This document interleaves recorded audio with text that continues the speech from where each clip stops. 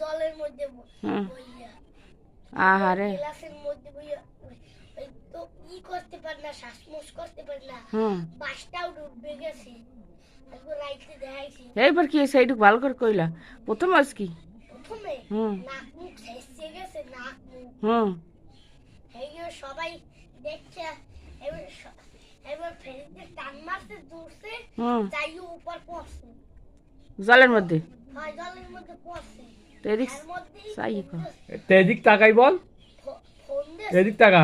Phone দিয়েছে। হুম।